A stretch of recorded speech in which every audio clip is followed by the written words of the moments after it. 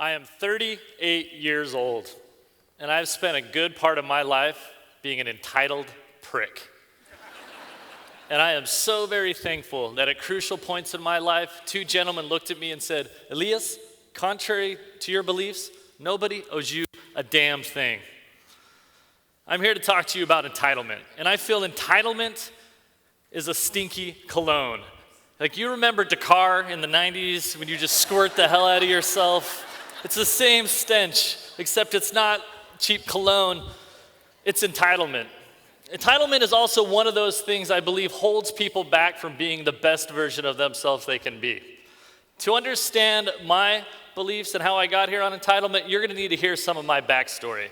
The two gentlemen that I were talking about, one of them is named Birger Stump, and the other one is my father. My father was born a goat farmer in the mountains above Sparta in Greece until he was 20 years old. Then he concocted a plan to become a merchant marine, to get himself to America, where he would jump ship, get himself to Utah, because he heard it was very similar to Greece, and recreate the goat farm that he had in Greece. And my father, he did this. You know, my father was one of those old world men that could just do it all. You know, build you a house, plant you a garden, raise animals for meat, make his own wine, distill his own booze. The man would make his own damn glue. But my father was a very talented man, but his greatest talent was bringing the whole family together. I mean, we did everything together. We worked almost every single day together in his Greek-American restaurants. We hunted together, we fished together, we gardened together, but no time was as cherished as the whole family eating together. Amazing feasts from the garden. All the wonderful things my father knew how to make from meat, my mother's amazing bread. It was truly a lovely time. It was also one of those times that maybe a kid isn't quite as thankful as they should be. Strangely enough, it was during one of these times that one of the only fights between my family happened. It was at our breakfast table. My mother was cooking us breakfast. Her amazing bread, honey from my father's hives, everything was amazing. She was cooking up some of my father's fresh breakfast sausages and eggs from our chickens. And she brings them to the table, and she sets them on the table. And my father looks at these eggs, and he thinks, this utter look of disgust comes over his face. And my mother responds, I know, Yanis, I overcooked the eggs. And my father looks at her. Well, I guess today's ruined. I know breakfast is ruined. And my mother, like any self-respecting woman would do, picks up this pan of eggs. And she throws them at my father. And all the kids, we stand up. We're like, yeah, Mom, Dad, you're being a Greek jerk. Just make Mom go cook more eggs. And my dad loses his shit. He pushes off the table, he stands up, he starts yelling at us. Do you know how hard I've had to work for these eggs? Do you think these eggs just happen? Seeing you enjoy as a family gives me incentive every day to continue working so hard. How the hell did I raise entitled children? Man, I felt horrible. And it's also one of those things that I will never forget. 1 year later, after a quick 3-month battle with cancer, my father dies. And I have to quote America's finest poet and modern-day philosopher, Mike Tyson. Everybody has a game plan until you get punched in the mouth. And that's exactly what that was for my family. It was a blow, a Mike Tyson uppercut to the chin. You know, family, as much as we knew, it kind of stopped. It fell apart. The garden died. The grapes were never made into wine. There were no more breakfast. And personally, I went to a horrible spot. I stopped listening to everybody I knew. I dropped out of high school. I have a 10th grade education. I was 100% sure I was going to become a professional snowboarder. I had a sense of entitlement that was unbelievable. I was entitled. You know, the world took the most important thing for me and my family. It obviously owes me something, right? Right? So let's fast forward 3 years in my life. Somehow, I land myself a Swiss apprenticeship. And oh my God, this place was amazing. In the northeast corner of Switzerland, in a valley called Toggenburg, I was high up in the Alps, smack dab in a ski resort. I was in heaven. I was surrounded by some of the most amazing cheese and meat makers in the entire world. This kitchen that I got to work at, we did everything in-house. We baked fresh breads every day, croissants. We had a butcher shop where we would process hundreds of wild animals a year. Ibex, elk, deer, rabbits. And in the fall, they would send us into the mountains. So we'd go harvest wild mushrooms. And in the spring, they would do the same thing, and we'd go harvest blossoms off of trees to cook with. It was truly an amazing experience. They said, you could stay for 1 year, Elias. And I was like, you guys are never getting me out of here, ever. I don't care what happens. A very pivotal moment happened on my views on entitlement while I was in Switzerland. The owner of the hotel is named Bjerger Stump. Bjerger Stump is a man amongst men. You could find him as early as 3 a.m. in his butcher shop, taking apart an ibex that he had just shot. So fast, so clean. And you'd find him later that day walking through his beautiful kitchen, tasting all the bouillons, making sure that they are absolutely perfect. And you'd find him later that night removing every speck of snow from his parking lot to make sure all of his guests could come and go safely. And for a fact, he'd be the first person up in the morning with his entire family in tow so they could catch the first ski lift, so they could race to the top of the mountain, and as a whole family come racing down. Bjerger Stump is the chef of the kitchen, the owner of the hotel, and he is the jagermeister of the valley. The jagermeister is the hunter master of the valley. Let's say, for example, you wanted to go to Bjerger Stump's valley and go shoot an animal. You'd have to go to Bjerger, ask if you were allowed, and then he would say if there are any animals that are sick in his whole valley and where they'd be. He's an amazing man. For some reason, maybe it was the fact that I just loved being in the mountains or the fact that I loved cutting up animals so much. Weird place. He invited me to go hunting one morning. As you can imagine, I was absolutely thrilled by the invite. He picks me up before sunrise, and I have to tell you, Bjerger Stump is a man of very few words. We hike all day. We see tons of beautiful animals. These ibex are running by. We cover tons of beautiful land. The whole time, Bjerger Stump does not say one word. And on the way back down, we stop at one of his friends' farms. Bjerger helps himself to their cellar. He pulls out a chunk of cheese and 2 apple ciders, and he sits there and he hands it to me.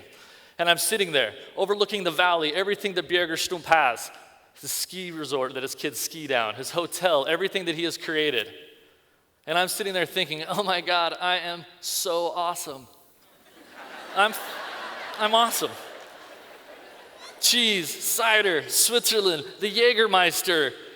And then Bjerger Stump speaks. Hey, Elias, it's times like this that give me incentive to work so hard every single day.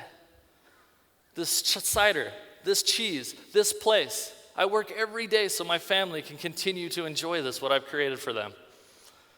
And, contrary to your beliefs, I believe, Elias, and many others, nobody owes you a damn thing. And if you want to continue living this life that you've created, you're going to have to work to some extent every single day at being a better person. At that moment, a frickin' light hits me. This is honestly taken from my deck where I lived for 5 years. We, and Eric Wolfinger, the man who took the photos, took this photo. A light hits me. It was that absolute aha moment.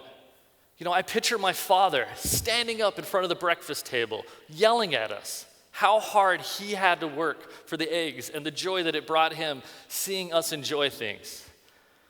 And I don't know if it was like the beauty of the mountains that I was in or the fact that it was coming from a man that I just absolutely fully respect, but I really understood it. It went from, oh my God, I am so amazing, to holy hell, I am the luckiest man I have ever met in my entire life. It went, in my head, I was like, Bjerger, man, I need to get down this mountain. I need to be studying German. I need to be scrubbing those butcher shop floors. I need to learn how to make you the best damn souffle, Bjerger, you've ever had in your entire life. The Swiss, they have this amazing saying, the Tet ist alles nicht rum. The task is everything and not why. And when I first heard it, I was convinced it was a way that they were justifying to themselves their unbelievable workaholic tendencies.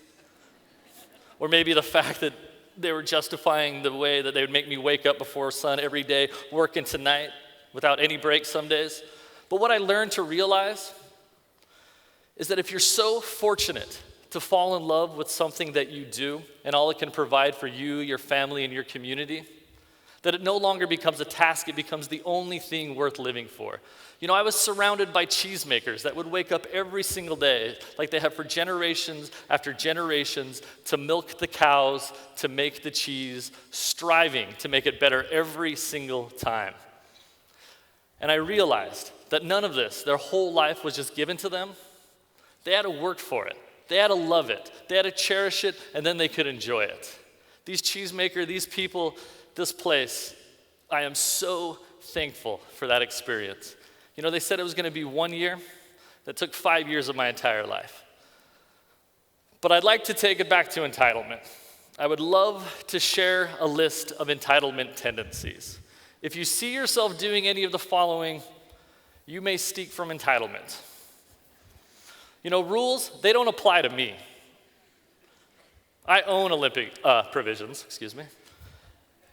Of course I have that rule, you know, clean up after yourself, but that isn't made for me. That's made for you guys to clean after me. Why don't you guys just make me look really good? Could you? I love asking for favors, but I don't have any time to give any. You know, I'm a very busy person, you know. God, I love that one. I take what I want when I want. You know, I paid $100 for these TEDx talk tickets. You bet your ass I'm going to put my feet up on the front chair. I'm going to reserve an entire row for every one of my friends that might show up. And you know my dirty cup? I'm going to put it on the floor. They have volunteers here. They're going to get it. Privilege, punctuality, and professionalism in every level of your life. We're all equal. We should always respect people's times, and we should treat everybody as peers. Let's say, for example, maybe you're showing, 45 minutes up for a restaurant reservation, and you're walking in maybe 2 minutes before they close. Maybe the first thing out of your mouth should not be, yeah, I understand you need to go home, probably relieve your babysitter. But if I told you I have the power of Yelp on my side, go get me my charcuterie board. I wish I could say I made that last one up, but some jerk actually said that to one of my employees. So if that jerk is in this room, or if you've seen yourself doing any of those things, I have created a second list, an entitlement shower of sorts, how to remove the stink. Remind yourself every day how lucky you are. A glass of wine, a warm coat, a great pal, a good conversation, being here at TEDxPortland. Some people have absolutely nothing. We should remember that. Give and receive a compliment. You can forget how amazing it feels to tell somebody that they are doing so great. I know personally when I'm going through everything and I'm stressed in doing it, I love hearing it's going to be okay. So do other people. Everyone stinks sometimes. Recognize when you are being entitled, and recognize when you see other people are being entitled. And then think to yourself how much they suck. And then ask yourself, do I want to suck? That's a 10th grade education right there.